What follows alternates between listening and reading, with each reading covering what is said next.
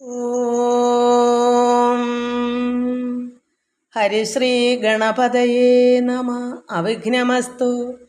ഓം നമോ ഭഗവതേ വാസുദേവായ. ശ്രീകൃഷ്ണ പരമാത്മനേ നമ.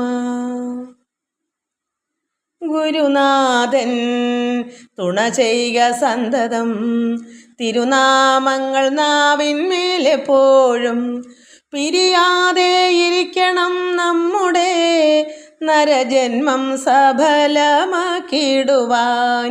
കൃഷ്ണ കൃഷ്ണ മുകുന്ദ ജനാർദ്ദന, കൃഷ്ണ ഗോവിന്ദ നാരായണ ഹരി.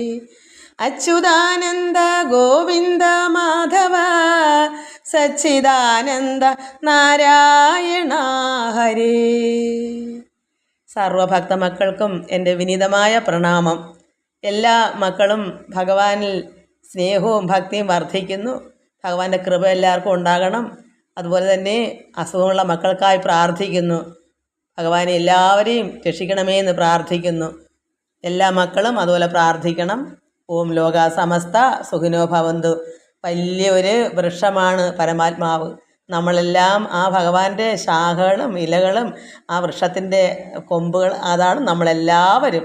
കുഞ്ഞു കുട്ടികൾ, അതായത് ശാഖകളൊക്കെ ആ ഭഗവാന്റെ മക്കളും കൊച്ചുമക്കളും. ഇങ്ങനെ ഇലകളെല്ലാം അങ്ങനെ ഈ ലോകം മൊത്തവും നിറഞ്ഞിരിക്കുന്ന എല്ലാ ജീവജാലങ്ങളും പരമാത്മാവിൻ്റെ സന്തതികളാണ്. അപ്പോൾ ഒരു കുഞ്ഞിന് ഒരു അസുഖം വന്നാൽ അത് നമ്മുടെ, അതായത് നമ്മുടെ സഹോദരനാണ് അല്ലെങ്കിൽ സഹോദരിയാണ്. അപ്പോൾ എല്ലാവരും സുഖം അനുഭവിക്കണമേ എന്ന് പ്രാർത്ഥിക്കുക. എല്ലാവർക്കും വേണ്ടി ഞാനും പ്രാർത്ഥിക്കുന്നു. ഓം ലോക സമസ്ത സുഖിനോ ഭവന്തു. നമുക്ക് കണ്ടു ചൊല്ലാം നാമ ഭാഗവത കീർത്തനം. ഇന്നലെ വായിച്ചതിൻ്റെ ബാക്കി നമുക്ക് ചൊല്ലാം. നാരായണ ജയ നാരായണ ജയ നാരായണ ജയ നാരായണ ജയ നാരായണ തവ പാദസരോജം അഗമേ വിലസുഖ നാരായണ ജയ. കൂപേ വീണുഴലുന്നതുപോലെ ഗേഹേ വാണുഴലുന്ന ജനാനം ആപൽഗണം അകലേണ്ടുകിൽ മുനിജന വാക്കുകൾ പറയാം. നാരായണ ജയ നാരായണ ജയ നാരായണ ജയ നാരായണ ജയ വരദ ഹരേ കൃഷ്ണ. നാരായണ തവ പാദസരോജം അഗമേ വിലസുഖ നാരായണ ജയ. കെട്ടുകളായതു കർമ്മം പുരുഷനു, കെട്ടുകളഞ്ചേ മുക്തി വരൂ ദൃഢം. കെട്ടുകളോ ഫലഭുക്ര്യാ തീരും, കെട്ടായിനിയും നാരായണ ജയ. മനസ്സുകൊണ്ട് വളരെ വളരെ സംഘമായി പോകരുത്. എല്ലാ കെട്ടുകളെല്ലാം അഴിക്കണം. സംഘമാകരുത്, കെട്ട് മുറുക്കരുത്. മനസ്സുകൊണ്ട് വേണ്ട, നമ്മൾ അത്രമാത്രം മമത കൊടുക്കണ്ട. അതുകൊണ്ട് കെട്ടാ ഇനിയും. നമ്മൾ ഒരു പരുവം വരെയൊക്കെ, ഒരു 10, 40, 50 വയസ്സ് വരെയൊക്കെ എത്രമാത്രം സംഘം ഉണ്ടെങ്കിലും പിന്നെ പിന്നെ അതെല്ലാം ഒഴിഞ്ഞൊഴിഞ്ഞ് മുക്തി നേടണം. വളരെ വളരെ മമത, എൻ്റെ കുഞ്ഞ്, എൻ്റെ തന്നെയുള്ള ആ ഒരു വെമ്പൽ, ആ ഒരു ഇഴുകിച്ചേരക്കം സംഘം പാടില്ല. അപ്പോൾ അങ്ങനെ വന്നാൽ എന്ത് വരും? ദുഃഖങ്ങൾ വളരെ വളരെ ഉണ്ടാകും. കേൾക്കണം എളുതായുണ്ടു രഹസ്യം, ദുഷ്കൃതവും നിജ സുകൃതവുമെല്ലാം കാൽക്കൽ നമസ്കൃതി ചെയ്തു മുകുന്ദനിലാക്കുക സതതം. നാരായണ ജയ. കയ്യിൽ വരുന്നതു കൊണ്ടു ദിനങ്ങൾ കഴിക്ക, ഫലം പുനരിച്ചിക്കൊല്ല. കൈവരുമാകിലും ഇന്ദ്രൻ്റെ പദമെന്തിനു തുച്ഛം. നാരായണ ജയ നാരായണ ജയ നാരായണ ജയ നാരായണ ജയ വരദ ഹരേ കൃഷ്ണ. നാരായണ തവ പാദസരോജം അഗമേ വിലസുഖ നാരായണ ജയ. കേൾക്കണം, എളുതായുണ്ട് രഹസ്യം. എന്താ രഹസ്യം? ദുഷ്കൃതവും നിജസുഹൃതവും നമ്മൾ ചെയ്യുന്ന പാപവും പുണ്യവും എല്ലാം ഭഗവാന്റെ കാൽക്കൽ നമസ്കൃതി ചെയ്യണം. നമ്മൾ എന്താണ് ചെയ്യുന്ന കർമ്മങ്ങൾ, അത് പാപമായാലും അത് പുണ്യമായാലും ഭഗവാനിൽ അർപ്പിക്കുക. എല്ലാം ഭഗവാനെ അങ്ങാണ് ഇതെല്ലാം ചെയ്തത്, നമ്മളായിട്ടൊന്നും തന്നെ ചെയ്യുന്നില്ല. എല്ലാം ഈശ്വരാർപ്പണമായി നമ്മൾ ചെയ്യുമ്പോൾ നമുക്ക് പുണ്യം ചെയ്തതിൻ്റെ ഫലവും വേണ്ട, പാപം ചെയ്തതിൻ്റെ ഫലവും വേണ്ട. നമ്മൾ ചിലപ്പോൾ ഒരു ജീവിതമാകുമ്പോൾ ചെറിയ ചെറിയ പാപങ്ങളോ ഒക്കെ ചെയ്തു പോയാൽ ഇരട്ടി ഇരട്ടി പുണ്യങ്ങൾ ചെയ്യണം. പക്ഷേ നമുക്ക് പുണ്യവും അതിൻ്റെ ഗുണവും വേണ്ട, പാപം ചെയ്തതിൻ്റെ ഗുണവും വേണ്ട. അപ്പോൾ ഏറ്റവും കൂടുതൽ പുണ്യമാണ് ചെയ്തെങ്കിൽ നമുക്ക് എല്ലാം ഈശ്വരനെ അർപ്പിച്ച് ചെയ്യുന്നതുകൊണ്ട് നമുക്ക് അതിൻ്റെ ഫലം ഏൽക്കാതെ പോകും. നമുക്കതിൻ്റെ ഗുണവും വേണ്ട, ദോഷവും വേണ്ട. അതാണ് ഫലം ആഗ്രഹിക്കാതെ ചെയ്യുക എന്ന് പറയുന്നത്. അതുകൊണ്ടാണ് ഇവിടെ കേൾക്കണം എളുതായുണ്ടൊരു രഹസ്യം. ഇതൊരു രഹസ്യമാണ്, ഇതാർക്കും അറിയത്തില്ല. അതുകൊണ്ടാണ് ഇവിടെ പറഞ്ഞ രഹസ്യമാണ്. എന്താ? ദുഷ്കൃതവും നിജ സുഹൃതവും എല്ലാം കാൽക്കൽ, ഭഗവാന്റെ കാൽക്കൽ നമസ്കൃതി ചെയ്ത് മുകുന്ദനിലാക്കുക, ഭഗവാനിലാക്കുക. ഈ ചെയ്ത പാപമായാലും പുണ്യമായാലും നമുക്ക് നമ്മളായിട്ട് ചെയ്യുന്നില്ല, എല്ലാം ഭഗവാനായിട്ട് ചെയ്യുന്നു. ഭഗവാനെ ഞാനൊന്നും ആളല്ല, എന്നെക്കൊണ്ട് എന്തൊക്കെയോ ഭഗവാൻ ചെയ്യിക്കുന്നു, അതെല്ലാം ഭഗവാനിൽ തന്നെ അർപ്പിക്കുന്നു. അത് നല്ല കർമ്മങ്ങളായാലും ഭഗവാൻ ചെയ്യുന്നു. അതിലെന്താ പുണ്യമൊന്നും ഞാൻ അറിയുന്നില്ല, പാപമൊന്നും ഞാൻ അറിയുന്നില്ല, ചെയ്യുന്നതെല്ലാം ഭഗവാൻ അർപ്പിക്കുന്നു എന്ന് പറയുമ്പോൾ പിന്നെ അവിടെ മനസ്സുകൊണ്ട് യാതൊന്നും നമ്മൾ മനസ്സറിഞ്ഞ് ചെയ്യുമ്പോഴാണ് നമുക്ക് ഗുണവും പാപത്തിൻ്റെയും ഫലങ്ങൾ വരുന്നത്. നമ്മളെ മനസ്സിൽ അതില്ലാതെ ചെയ്താൽ നമ്മളൊന്നും അത് മനസ്സിൽ വരുമ്പോഴാണ്, മനസ്സുകൊണ്ട് കെട്ടുന്നതാണ് ഇതെല്ലാം കെട്ടുകൾ. മനസ്സെല്ലാം ഭഗവാൻ അർപ്പിച്ച് ഇതെല്ലാം ഈശ്വരനാണ് ചെയ്ത്, ഞാനൊന്നും ചെയ്യുന്നില്ല എന്നുള്ള മനസ്സാണെങ്കിൽ ഒരു പാപവും ഒരു പുണ്യവും നമുക്ക് വേണ്ട, കിട്ടത്തുമില്ല. പുണ്യവും വേണ്ട, പാപവും വേണ്ട. പുണ്യം ചെയ്യുന്നത് എനിക്ക് ഇഷ്ടമാണ്, ഞാനത് പുണ്യം ചെയ്തതിൻ്റെ അനുഭവം ഭഗവാനെ ഞാൻ നല്ല കർമ്മങ്ങളാണ് ചെയ്തത്, എനിക്കതിൻ്റെ ഗുണം തരണേ എന്ന് പ്രാർത്ഥിച്ചാൽ പാപം ചെയ്തതിൻ്റെ ഫലവും നമ്മൾ അനുഭവിക്കണം. ഇത് രണ്ടും വേണ്ടാന്നുണ്ടെങ്കിൽ ഇത് രഹസ്യമായിട്ടുള്ള ഈ ഒരു കർമ്മം നല്ലതാണ്. എല്ലാ കർമ്മങ്ങളെല്ലാം ചെയ്ത് പുണ്യമാണോ പാപമാണോ എന്ന് നമുക്ക് തിരക്കേണ്ട കാര്യമില്ല. നമ്മൾ എന്തൊക്കെയോ കർമ്മം ചെയ്ത്, ഇറച്ചി വെട്ടുകാരന് പോലും ചെയ്യുന്ന കർമ്മം മനസ്സിരുത്തി ചെയ്തില്ലെങ്കിൽ അയാൾക്ക് പാപമില്ല. മനസ്സുകൊണ്ട് ഞാനിതൊക്കെ ചെയ്യുന്നു എന്ന് തിന്നാനാണ് വിറ്റ് കാശാക്കാനുള്ള മനസ്സുകൊണ്ട് ചെയ്യുന്നതാണ് പാപം. ആ ഇറച്ചിയെ വെട്ടുന്ന സമയത്ത് ഭഗവാനെ ഇത് എൻ്റെ ഒരു തൊഴിൽ, ഞാൻ കർമ്മം ചെയ്യുന്നു, എന്തോ കർമ്മം ചെയ്യുന്നു, അത് പുണ്യമാണോ പാപമാണോ എന്ന് അറിയേണ്ട ഒരു കാര്യവും ആ ജോലിക്കാരന് വേണ്ട. അത് ഈശ്വരനായിട്ട് ചെയ്യുന്നു, അത് പാപമൊന്നും അറിയില്ല, പുണ്യമൊന്നും മനസ്സിനകത്തൊന്നുമില്ല. അങ്ങനെ ചെയ്താൽ നമുക്കൊരു പാപവും വരത്തില്ല. പക്ഷെ മനസ്സ് വരുത്തരുത്, അല്പപോലും നമ്മൾ ചെയ്യുന്നില്ല എന്നുള്ള മനസ്സ് തന്നെ തുറവി, നല്ല ഉള്ളിൽ നല്ല അത്രമാത്രം കടുത്ത ചിന്ത തന്നെ ആയിരിക്കണം. ഞാനായിട്ട് ഒന്നും ചെയ്യുന്നില്ല, ഒരു ഗുണവും എനിക്ക് വേണ്ട, എനിക്കൊരു പാപവും വേണ്ട എന്നുള്ള മനസ്സോട് ചെയ്യണം. അതാണ് ഇവിടെ ആ രഹസ്യം ഇതിൽ കിടക്കുന്നത്. കയ്യിൽ വരുന്നത് കൊണ്ട് ദിനങ്ങൾ കഴിക്കുക. എന്താ നമുക്ക് അന്നന്ന് നമുക്ക് കിട്ടുന്ന അത് നമ്മൾ ദിനങ്ങൾ കഴിക്കുക. ഫലം നമ്മൾ ആഗ്രഹിക്കേണ്ട. ഇന്നത് ഞാൻ ഇന്നലെ ചെയ്തു, അതിൻ്റെ ഫലമാണ് ഞാൻ ഇന്ന് അനുഭവിക്കുന്നത്, അത് പാടില്ല. അപ്പോൾ നമ്മൾ എന്ത് ചെയ്താലും അതിൻ്റെ ഫലം വന്നുകൊണ്ടിരിക്കും. അതുകൊണ്ട് കർമ്മങ്ങൾ ചെയ്യുന്ന നമ്മളായിട്ടൊന്നും ചെയ്യുന്നില്ല. അപ്പോൾ കയ്യിൽ എന്താ വന്നു ചേരുന്ന അത് നമ്മൾ അനുഭവിച്ചുകൊണ്ടിരിക്കുന്നു. ആഗ്രഹിക്കാത്ത ഫലങ്ങൾ കിട്ടിക്കൊണ്ടിരിക്കും. അത് നമ്മൾ അന്നെടുത്ത് കഴിക്കുന്നു, അതുകൊണ്ട് ജീവിക്കുന്നു. ഇങ്ങനെ കയ്യിൽ വരുന്നത് കൊണ്ട് ദിനങ്ങൾ കഴിക്കുക, ഫലം ആഗ്രഹിക്കേണ്ട, പുനരിച്ഛിക്കൊല്ല. കൈവരുമാകിൽ ഇന്ദ്രൻ്റെ പദം എന്തിന്? ഇന്ദ്രലോകത്തിലെ പദം പോലും വന്നാൽ നമുക്കത് എന്തിനാ? വെറും തുച്ഛമാണ്, അതുപോലും നമുക്ക് വേണ്ട. അതൊന്നും നമുക്ക് ആഗ്രഹമില്ല. ഒരുപാട് വാരിക്കൂട്ടുമ്പോൾ ഏതാണ്ട് അതിലൊന്നും ആഗ്രഹമില്ല. അന്നന്ന് എന്താ വന്ന് ചേരുന്നത് അതനുസരിച്ച് ജീവിച്ചു പോവുക, ആഗ്രഹിക്കേ വേണ്ട. അങ്ങനെ ഉണ്ടെങ്കിൽ പാപമൊന്നുമില്ല എന്നാണ് ഇവിടെ ഈ ഭാഗവതം കീർത്തനത്തിൽ കൂടെ വരുന്നത്. പക്ഷേ ഇത് വരുത്തണമെങ്കിൽ അല്പം പാടാണ്. കാരണം നന്മ ചെയ്യുന്നതെല്ലാം ഓരോരുത്തരും ഇപ്പോൾ ഒരു ദാനധർമ്മം തന്നെ ചെയ്യുന്ന എല്ലാവരെയും പരസ്യമാക്കി അറിയിച്ചുകൊണ്ടാണ് ചെയ്യുന്നത്. എന്താ അതിൻ്റെ ഫലം വേണമെന്ന് ആഗ്രഹിച്ചാൽ അങ്ങനെ വരുമ്പോൾ പിന്നെ പാപം ചെയ്തതിൻ്റെ അത് ഏക്കത്തില്ലയോ? അതല്ലേ വലത്തേ കൈ കൊണ്ട് ചെയ്യുന്ന ഇടത്തെ കൈ അറിയരുതെന്ന് പറയുന്നത്? നമ്മളായിട്ട് ചെയ്യുന്നില്ലല്ലോ, പിന്നെ ആരെ അറിയിക്കണം? ഭഗവാനല്ലേ ചെയ്യുന്നത്. അത് അങ്ങനെയുള്ള മനസ്സാണെങ്കിൽ പാപം ചെയ്താലും പുണ്യം ചെയ്താലും നമുക്കൊന്നും ഏക്കത്തില്ല, ആഗ്രഹിക്കാത്തത് കൊണ്ട്. എല്ലാവർക്കും നമസ്കാരം. നമുക്ക് ഇന്നലെ വായിച്ചതിൻ്റെ ബാക്കി നമുക്ക് പാരായണം ചെയ്യാം.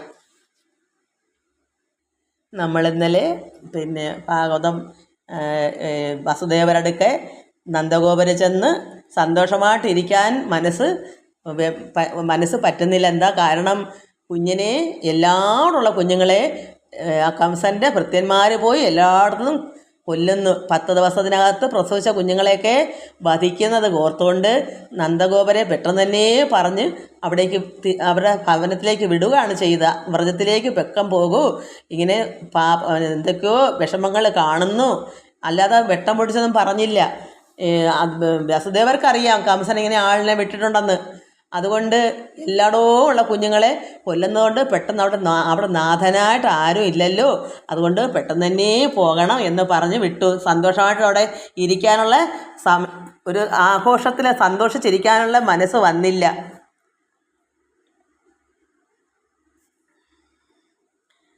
ബന്ധുക്കൾ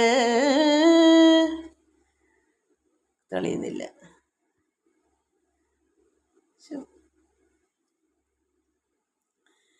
ബന്ധുക്കൾ ബാലവൃദ്ധാദികൾ സർവരും അന്തികെ നാഥരായാരും ഇല്ലായ്കയാൽ സംഭ്രമിച്ചിടുവോരിഞ്ഞു. ഭോജേന്ദ്രനും സംഭോഗ ഭാഗവും നൽകിന നീ ഇനി സന്തതം ചെന്നു പാലിക്ക പുരമ്പുക്ക് സന്തതി ജാലങ്ങളോടുകൂടെ കുലം. ചിന്തയും സർവജഗന്മയനാകിയ സന്തതാനന്ദാകരൻ വരൻ മാധവൻ തൻ പദാംബോരുഹത്തിങ്കൽ ആമാറ് ചെന്നൻപോട് ഉറപ്പിച്ചിരുന്നു കൊള്ളുക. എപ്പോഴും അവിടെ ചെന്ന് കുഞ്ഞുങ്ങൾ ഭഗവാൻ അവിടെ മാധവൻ എല്ലാം ഭഗവാനെ ആരാധിച്ചുകൊണ്ട് സന്തതാനന്ദകരനായിരിക്കുന്ന ഭഗവാൻ നാരായണനെ തൻ പദാംബോരുഹത്തികലാമാറ് ചേർത്ത് അൻപോട് ഉറപ്പിച്ചു കൊള്ളുക. എപ്പോഴും ഭഗവാൻ തന്നെ ആരാധിച്ചിരിക്കൂ. കാരണം വിഷമങ്ങളൊക്കെ ഇങ്ങനെ വരുമ്പോൾ നമ്മൾ എന്താ ചെയ്യേണ്ടേ? നമ്മളെല്ലാവരും ഭഗവാനെ പ്രാർത്ഥിച്ചുകൊണ്ടിരിക്കണം. എപ്പോഴാ എന്താ വരുന്ന അറിയാത്തത് കൊണ്ട് വസുദേവരിങ്ങനെ നന്ദഗോപരോട് പറഞ്ഞു വിട്ട് എപ്പോഴും ഭഗവാൻ നാരായണനെ ആമാറ്, അതായത് മാധവൻ തൻ പദാംബോരുഹത്തികലാമാറ് ചേർത്ത് അൻപോട് ഉറപ്പിച്ചിരുന്നു കൊള്ളുക. എപ്പോഴും നമ്മുടെ ഉള്ളിൽ തന്നെ ഭഗവാനെ എപ്പോഴും കരുതിയിരിക്കണം, ഈശ്വരനെ ഉറപ്പിക്കണം, ഈശ്വരൻ നമ്മൾ ഉറച്ചിരിക്കണം. പോയാലുമെങ്കിൽ ഇനി അങ്ങ് നീയും ഈ ഞാനും എന്നില്ല ഒരു ഭേദം എന്നീ ദൃശം.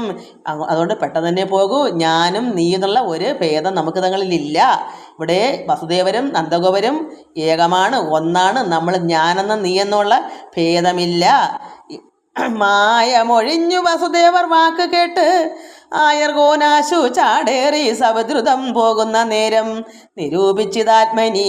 അങ്ങനെ പെട്ടെന്ന് തന്നെ നന്ദഗോപര് വ്രതത്തിലേക്ക് അമ്പാടിയിലേക്ക് പോകുന്ന വഴിക്ക് എന്തൊക്കെയോ എന്താ ഓർക്കുന്നേ? വ്യാകുലമോട് വസുദേവർ ചൊല്ലിയ വാണികൾ നേരായിരിക്കും. അങ്ങ് എന്തൊരു ദീനത വന്നകപ്പെട്ടതു ദൈവമേ. എന്താ ഇത്രമാത്രം വേദനിച്ച് പറഞ്ഞു വിട്ടത്? എന്ത് ദീനത, എന്ത് വിഷമം അവിടെ വരുന്നത്? ഇതൊക്കെ ഓർക്കുന്ന അദ്ദേഹത്തിന് അറിയത്തില്ലല്ലോ.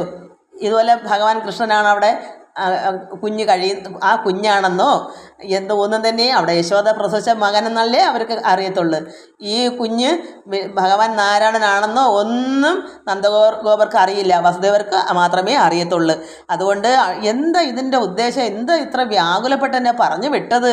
ഭഗവാനെ എന്ത് ധീരതയാണ് അവിടെ വരുന്നത്? ദൈവമേ എന്താ എന്നൊക്കെ വഴിനീളേ ചിന്തിച്ച് നാരായണ പരമാത്മൻ ജഗന്മയ കാരുണ്യവാരിധേ കാത്തുകൊള്ളണമേ. ബാലകന്മാരോട് കൂടെ കുലഞ്ചമേ മേലിലും എന്നവനോർത്തണയും വിധവും. അങ്ങനെ എന്താ ഇത് ഇങ്ങനെയൊക്കെ ചിന്തിച്ച് എന്ത് കുഴപ്പമാണെന്നല്ല വിഷമിച്ചിങ്ങനെ പോകുന്നു. ഭോജാധിപൻ നിയോഗേന പലേടവും വ്യാജേന 10 നാളുള്ളിൽ ഉണ്ടാകിയ ബാലകന്മാരെ തിരഞ്ഞു കണ്ടാശ് തൽക്കാലവശം ഭവിപ്പിപ്പതിനായി ഓരോ പാപികൾ നീളെ നടന്നു തുടങ്ങിനാർ. പാപ അറുത്തു ഗതി വരുത്തിയിടുവാൻ ദാനവജാതികളായവരേവരും മാനസമൊത്തതിലെത്രയും ഘോരയാം ഭൂതനതാൻ തനിക്കൊത്തവണ്ണം പല ജാതി വേഷം ധരിച്ചായ അവൾ അങ്ങനെ നീളെ നടന്നിളംബോധങ്ങളെ പരിലാളന ആശ്ലേഷാദ്യാനുസരണങ്ങളാൽ. അങ്ങനെ 10 നാളുള്ളിലെ കുഞ്ഞുങ്ങളെല്ലാം ഒടുക്കാനായിട്ട് എല്ലായിടവും പോകുന്ന പാപികൾ നീളെ നടന്ന് കുഞ്ഞുങ്ങളെല്ലാം വധിക്കുന്നു. ഗതി വരുത്തിയിടുവാൻ, പാപം അറുത്ത് ഗതി വരുത്തിയിടുവാൻ ദാനവജാതികളായവരേവരും മാനസമൊത്ത് അതിലെത്രയും ഘോരയാകുന്ന ഒരു പൂതന, അവളും ഇതുപോലെ ഒത്തവണ്ണം പല ജാതി വേഷം പല രീതിയിൽ വേഷം കെട്ടി അവർക്കൊക്കെ നല്ല രീതിയിൽ വേഷം കെട്ടാൻ അറിയാം. എല്ലാം മായയാണല്ലോ അവരുടെ ശീലങ്ങൾ. അതുകൊണ്ട് ഇങ്ങനെയെല്ലാം നടക്കുന്നു. ഇളം ബോധം കുഞ്ഞു കുഞ്ഞുങ്ങളെ, ഇളം എന്ന് വെച്ചാൽ 10 ദിവസത്തിനകത്തുള്ള കുഞ്ഞുങ്ങളെല്ലാം എങ്ങനെയാ പരിലാളന ആശ്ലേഷാദ്യ അനുസരണങ്ങൾ. കുഞ്ഞുങ്ങളെ ലാളിച്ച് ആശ്ലേഷിച്ചെടുത്ത് വയ്ക്കും. എന്നിട്ടാണ് വിഷമുല കൊടുത്ത് കൊല്ലുന്നത്. അങ്ങനെ നീളെ ബോധങ്ങളെ പരിലാളന ആശ്ലേഷാദ്യ അനുസരണങ്ങളാൽ വേഗേന കൊന്നങ്ങനെ പോന്നു വന്ന് ആഗമകാതലാം ആദിനാരായണൻ. അങ്ങനെ എല്ലായിടത്തുനിന്നും കറങ്ങി അവിടേക്ക് വന്നു, അമ്പാടിയിലേക്ക് വന്നു. വേഗേന അങ്ങനെ ആഗമകാതലാം ആദി നാരായണൻ ബാലനായി മേവും അമ്പാടിയിലങ്ങാതിലീലയാ ചെന്ന് പുക്കാൾ നിജ ഘോരമാം വേഷം മറച്ചൊരു നാരീമണിയുടെ പൂതനയുടെ അഗാധമായ പർവ്വതം പോലുള്ള ശരീരം അതെല്ലാം മറച്ച് സുന്ദരിയായൊരു നാരീമണിയുടെ രീതിയിൽ വേഷമൊക്കെ കെട്ടിയാണ് വന്നേക്കുന്നത്. ആര് കണ്ടാലും പൂതനയാണെന്ന് പറയത്തില്ല, സുന്ദരിയായ ഒരു സ്ത്രീ പോലെയാണ്. അപ്പോൾ ലീലയാ ചെന്ന് പുക്കൾ നിജ ഘോരമാകുന്ന വേഷമൊക്കെ മറച്ചു, അതെല്ലാം മാറ്റി പിടിച്ചിട്ട് നാരീമണിയുടെ വേഷം പരിഗ്രഹിച്ച് ആഭരണങ്ങളും കാണുന്നവർക്ക് അതിമോഹനമായി അണിഞ്ഞ് ഏണാങ്ക മണ്ഡല തുല്യവദനയായി വാരിളം പോർമുല മുട്ടുകൾ എത്രയും ഭാരം കൊതിവരുമാറു ചമച്ച് അതിൽ കാഗോളാവോളം ആശ നിറച്ച് തേച്ചാകാശവൽ പരികൽപ്യ നിതംബിനി. അതായത് വാരിളം പോർമുലകളൊക്കെ എന്തൊക്കെയോ കണ്ടാൽ കൊതി വരുന്ന രീതിയിലൊക്കെ ചമച്ചു ഒക്കെ വെച്ചിട്ട് അതിലെല്ലാം കാഗോളം വിഷമെല്ലാം അങ്ങ് പുരട്ടി. എന്നിട്ട് എന്ത് വന്നു? ആകാശവൽ പരികൽപ്യ നിതംബിനി കോൾമൈ പ്രചുര ദിവ്യാംബരം കൊണ്ടുടുത്ത് ആമോദശാലിനി പാണിയുകളത്തിൽ കേളി സരോജങ്ങളും ഭ്രമിപ്പിച്ച അതിലാളനമേള സുഗന്ധിനി സാദരം സാരസ സംഭവ വാഹന മാനസഹാരണികൾക്കും കരുണീകുലത്തിനും നാണം വരുത്തി വിളങ്ങും അതിമൃദുയാനേന. അതായത് അരേനപ്പിട പോലെ ഉള്ള നടത്തവും ശീലം കണ്ട ആരും കൊതിക്കും. അതാണ് സാരസ സംഭവ വാഹന മാനസഹാരണികൾക്കും കരുണീകുലത്തിനും അവർക്കൊക്കെ നാണം തോന്നിക്കുന്ന രീതിയിലാണ് ഇവള്. അത്രമാത്രം സുന്ദരിയായിട്ടാണ് ഇവരുടെയൊക്കെ മുമ്പിൽ. നാണം വരുത്തി വിളങ്ങും അതിമൃദുയാനീന സാനന്ദമങ്ങ് ചെല്ലുന്നവൾ താൻ അഴകോട് തൻ മാനസനാഥനാം ആനകതൊന്തുഭീ സൂനുവായ് മേവിന ഭർത്താവിനെ തിരഞ്ഞാഹന്ത വന്നൊരു പുൽത്താരിൽ മാനിനിയെ പോലെ തൽക്ഷണം. ഇവള് അത്രമാത്രം അഴകോട് തന്നെ തൻ മാനസനാഥന സ്വന്തം ഭർത്താവിനെ തിരഞ്ഞ് നടക്കുന്നത് പോലെ. ആനകദുന്ദുഭി എന്ന് വെച്ചാൽ വസുദേവരുടെ സൂനുവാണല്ലോ ഈ അമ്പാടിക്കണ്ണൻ. ആ കുഞ്ഞിൻ്റെ അടുക്കൽ ഒരു ഭർത്താവിനെ തിരഞ്ഞു വരുന്നത് പോലെ വന്നൊരു പുൽത്താരിൽ മാനിനിയെ പോലെ തൽക്ഷണം. അവൾ അങ്ങനെ സുന്ദരിയായിട്ട് എങ്ങനെയാ അവനവൻ്റെ ഭർത്താവിൻ്റെ വീട്ടിലോട്ട് ചെല്ലുമ്പോൾ എത്രമാത്രം ബലത്തോടാ ചെല്ലുന്ന, വല്ല അറപ്പോ കുളിപ്പോ ഉണ്ടോ? അവനവൻ്റെ വീട്ടിൽ സ്വന്തം ഭർത്താവിനെ തേടി ചെല്ലുന്നത് പോലെയാണ് ഇവിടെ അവൾ സുന്ദരമായ ലക്ഷണത്തോടുകൂടി വരുന്നത്. നല്ല നാരീമണി പോലെ പുൽത്താരിൽ മാനിനി പോലെ തൽക്ഷണം ചെന്നണയുന്ന അത് കണ്ടവരേ വരും. അങ്ങനെ വരുന്നത് കണ്ടപ്പോൾ എല്ലാവരും എന്തു വന്നു? ഇതാരാ ദൈവമേ ഈ സുന്ദരി, നിന്നാരിത് ആരൊരു സുന്ദരിയാം ഇവൾ വന്നിതിങ്ങെന്നതോർത്ത്. എങ്ങനെ ഇവൾ എന്തൊരു സുന്ദരിയായിട്ട് ഇവൾ എന്ത് ഇങ്ങനെ വന്നിതിങ്ങെന്നതോർത്ത് അങ്ങനെ സർവരും എല്ലാവരും അന്തം വിട്ടു. ഇത്രയും സുന്ദരി ഇത് എവിടെ നിന്ന് വരുന്നു? ഇത്ര ഒരു നാരീമണി സുന്ദരിയായവള് വന്ദനയാ ബഹുമാനിച്ച് അയനവും സമ്മോദം ഉൾക്കൊണ്ടകല ഭ്രമത്തോട് ചെമ്മി തിരിഞ്ഞു പോകുന്നവരാരെയും അവരെല്ലാവരും കണ്ടവരെല്ലാം അങ്ങ് വന്ദിച്ചു. കാരണം അത്രമാത്രം കണ്ട ആരും വന്ദിച്ചു പോകും, ബഹുമാനിച്ചു പോകും. അങ്ങനെ എല്ലാവരും അങ്ങനെ സമ്മോദം ഉൾക്കൊണ്ട് എല്ലാവരും അകലേ ഭ്രമത്തോടെ എല്ലാവരും മാറി വഴുതി നിൽക്കുക. സുന്ദരി വന്നപ്പോൾ എല്ലാവരും മാറി മാറി വഴി കൊടുക്കുന്ന ബഹുമാനം. മന്ത്രിമാർ വരുമ്പം ബഹുമാനം അങ്ങനെ അതുപോലെ ഇവളെ കണ്ടപ്പോൾ സർവ്വപേരും ബഹുമാനിച്ച് ഭ്രമത്തോട് ചെമ്മേ തിരിഞ്ഞ്. അപ്പോൾ ഇവളാണെങ്കിലോ അവരെയൊന്നും ഒരു സമ്മോദം ഉൾക്കൊണ്ട് അകലെ ഭ്രമത്തോട് ചെമ്മേ തിരിഞ്ഞ് പോകുന്നവരാരെയും ഇവള് നോക്കാതെ ബാലകുല സുഗ്രഹിച്ചെന്ന്, അതായത് പ്രാണനെ അപഹരിക്കുന്നവളാണല്ലോ, കുഞ്ഞിനെ കൊല്ലാൻ ചെല്ലുന്നവളാണല്ലോ. അതുകൊണ്ട് ഇവള് ആരെയും ഇങ്ങനെ ബഹുമാനിച്ച് നിൽക്കുന്നവർ ആരുടെ മുഖത്ത് പോലും നോക്കിയില്ല. ഞാൻ ഇവിടുത്തെ എൻ്റെ ഭർത്താവിനൊക്കെ ഞാൻ വരുമല്ലേ, ഇവിടുത്തെ നാഥയാണുള്ള രീതിയിൽ ആരെയും മൈൻഡ് ചെയ്യാതെ അവൾ അവിടെ ഉദ്ദിഷ്ട സ്ഥാനത്തേക്ക് തന്നെ പോവുകയാണ്. അപ്പം ചെമ്മേ തിരിഞ്ഞു പോകുന്നവരാരെയും നോക്കാതെ ബാലകുലാസുഗ്രഹി ചെന്ന്, അത് പ്രാണനെ എടുക്കുന്നവളാണ് അവൾ, ചെന്ന് കാൽക്ഷണം കൊണ്ട് അടുത്തിടിനാൾ ഗോപുരം. പെട്ടെന്ന് തന്നെ ഗോപുരത്തിലേക്ക് പെട്ടെന്ന് തന്നെ ചെന്നു. തത്ര പിരിയാതെ നിൽക്കുന്ന രക്ഷികൾ എത്രയും മോഹനരൂപിണിയാം അവൾ തൽക്ഷണം വന്നത് കണ്ട്. അവിടെ രക്ഷിക്കാൻ നിൽക്കുന്ന പിള്ളേരുണ്ട്, സ്ത്രീകളുണ്ട്, അവരൊക്കെ എത്രയും മോഹനരൂപിണിയാണ് ഇവളെ മനസ്സിലാക്കിയപ്പോൾ അവരെന്ത് ചെയ്ത് തൽക്ഷണം വന്നത് കണ്ട് പരിഭ്രമിച്ചു ഒക്കെ എല്ലാവരും വഴിതിരിഞ്ഞിടിനാർ. അവിടെ രക്ഷിക്കാൻ നിൽക്കുന്നവരുണ്ടല്ലോ ആ ഗോപുരത്തിൻ്റെ അവിടേക്ക്, അവർ ഇവളെ കണ്ടപ്പോൾ എല്ലാവരും വന്ദിച്ചും ബഹുമാനിച്ചും പെട്ടെന്ന് മാറിയും തിരിഞ്ഞും പൊക്കളയും. കാരണം അയ്യോ ഇവരെന്തൊരു സുന്ദരിയാ, മാലാഖകളാണോ, അത്ര സുന്ദരമായിട്ട് ഇവരെല്ലാം വഴിതിരിച്ച് ഇവരെ നേരെ വിടാത്തക്കോണം അവരെല്ലാം ദൂരെ മാറി നിന്നു. ഒക്കെ എല്ലാവരും വഴിതിരിഞ്ഞിടിനാർ. തെറ്റെന്നു ചെന്ന് അകമ്പുക്കാൾ അവൾ ഇവൾ കുറ്റമൊഴിഞ്ഞവളെന്ന് തോന്നും വണ്ണം. അപ്പോൾ തെറ്റെന്ന് തന്നെ പെട്ടെന്ന് തന്നെ അവൾ അകത്ത് കയറി. അകമ്പുക്കാൾ അവൾ ഇവൾ കുറ്റമൊഴിഞ്ഞവളെന്ന് തോന്നും വണ്ണം. അപ്പോൾ ഇവളെ കണ്ടാൽ തെറ്റെന്ന് ചെന്ന് അകമ്പുക്കാൾ അവൾ ഇവൾ കുറ്റമൊഴിഞ്ഞവളെന്ന് തോന്നും വണ്ണം മറ്റൊരു ചിന്തയുമില്ല അവൾ.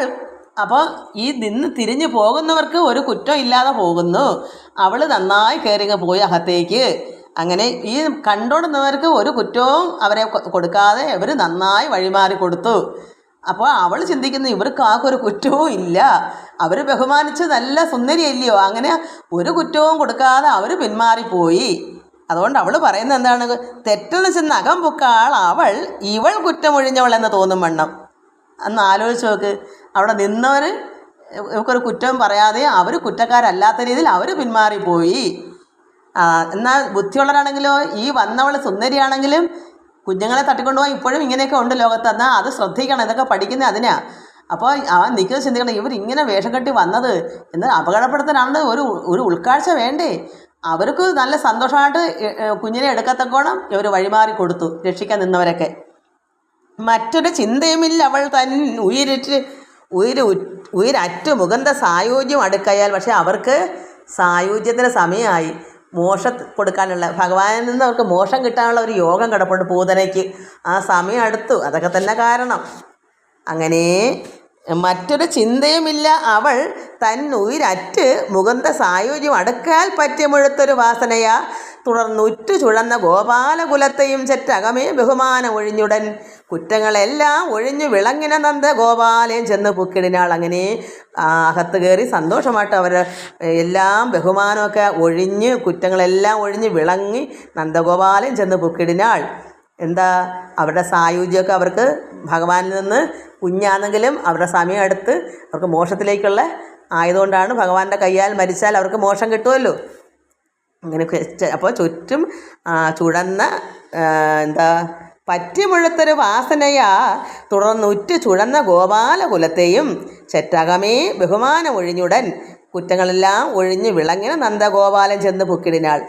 എന്നിട്ട് നന്ദവിലാസിനിയാം അവൾ കേവലം നന്ദനൻ തന്നെ കിടത്തി അരികത്ത് നന്ദിച്ചുകൂടെ പിരിയാതിരിക്കുന്നു. നന്ദവിലാസിനി വെച്ചാൽ യശോദയും അവർ കുഞ്ഞിൻ്റെ അടുക്ക അമ്മയൊക്കെ ഉണ്ട്, അമ്മ രോഹിണിയൊക്കെ ഉണ്ട്. നന്ദവിലാസിനിയാം അവൾ കേവലം നന്ദനൻ തന്നെ കിടത്തി അരികത്ത് നന്ദിച്ചുകൂടെ പിരിയാതിരിക്കുന്നു. ചെന്നളവു ജഗന്നായകനാകിയ പന്നകശായി പരൻപുരുഷൻ പരൻ തന്നുടെ ചാരത്തു നിന്നു കണ്ടിടിനാൾ. അങ്ങനെ അവൾ വന്നപ്പോൾ ഭഗവാൻ പന്നകശായി പരൻപുരുഷൻ കുഞ്ഞാണെങ്കിലും ഭഗവാൻ പരൻ തന്നുടെ ചാരത്ത് നിന്ന് കണ്ടിടിനാൾ. അങ്ങനെ അടുത്ത് തന്നെ അവൾ നിന്ന് കണ്ടു.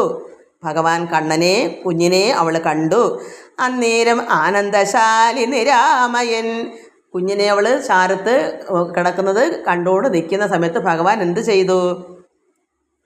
അന്നേരം ആനന്ദശാലി നിരാമയൻ തന്നിലാമാറു തൻ തേജോമയങ്ങളെ ചന്നമാക്കി കിടന്നിടിനാൻ മെല്ലവേ.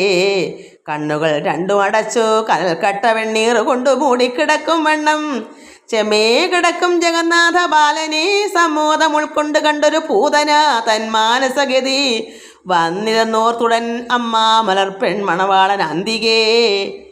ചെന്നിരിക്കുന്ന പോലെ തഥാ സാദരം തന്നരികത്തിരുന്നാശു കരങ്ങളാൽ മന്ദമന്ദം തലോടി തലോടി പ്രതിനന്ദിച്ചെടുത്തു മടിയിൽ വച്ചിടിനാൾ. കുഞ്ഞിൻ്റെ അടുക്ക ചെന്ന് നിന്നപ്പോൾ കണ്ണൻ കണ്ടിട്ട് എന്ത് വന്നു? കണ്ണുകൾ രണ്ടും അടച്ചു. കനൽക്കട്ട വെണ്ണീർ കൊണ്ട് മൂടുന്നത് പോലെ നമ്മൾ വലിയൊരു തടി വെന്ത് അതിൻ്റെ എല്ലാം തീരുമ്പോൾ കനൽക്കട്ട പോലെ കിടക്കും. സമയം കഴിയുമ്പോൾ അതിൻ്റെ മുകളിലെല്ലാം വെണ്ണീർ ചാമ്പൽ പുറത്തിരിക്കും. അത് ചാമ്പൽ പറത്തി കളഞ്ഞ അകത്തെ കനൽക്കട്ട നമുക്ക് കാണാം, തിളങ്ങും. പക്ഷേ ഇത് കണ്ണടച്ചിട്ട് കനൽക്കട്ട അകത്താക്കി ചാമ്പൽ പുറത്തിരിക്കുന്ന പോലെ കണ്ണങ്ങ് അടച്ചു. ഭഗവാൻ ഉറങ്ങുകയൊന്നും അല്ല. ഇവളെ കണ്ടപ്പോഴേ കണ്ണൻ എന്ത് ചെയ്തു? കണ്ണടച്ചു. കനൽക്കട്ട ഉള്ളിലുണ്ട്. സാധാരണ ഒരു കനൽക്കട്ടയ്ക്കുടെ പുറത്ത് വെണ്ണീർ ചാമ്പൽ ഇരിക്കുമ്പോൾ കനൽക്കട്ട നമുക്ക് തെളിഞ്ഞ് കാണത്തില്ല. അതുപോലെ ഭഗവാന്റെ കണ്ണകത്ത് ഉണ്ട്, തെളിഞ്ഞിരിപ്പുണ്ട്. കണ്ണിൻ്റെ പുറം കൊണ്ടങ്ങ് അടച്ചു. കനൽക്കട്ട വെണ്ണീർ കൊണ്ട് മൂടുന്ന അതുപോലെ അങ്ങനെ ഭഗവാനുടെ കിടക്കുന്നു. അങ്ങനെ ഇവള് അടുത്ത് നിന്നിട്ട് കുഞ്ഞിനെ തലോടി കുഞ്ഞിനെടുത്ത് മടിയിൽ വയ്ക്കുന്നു. നമുക്കിന് അടുത്ത പ്രാവശ്യം വായിക്കാൻ ബാക്കി. എല്ലാവർക്കും നമസ്കാരം. ഓം ലോകാ സമസ്ത സുഖിനോ ഭവന്തു. ഹരി ഓം ഹരി ഓം ഹരി ഓം.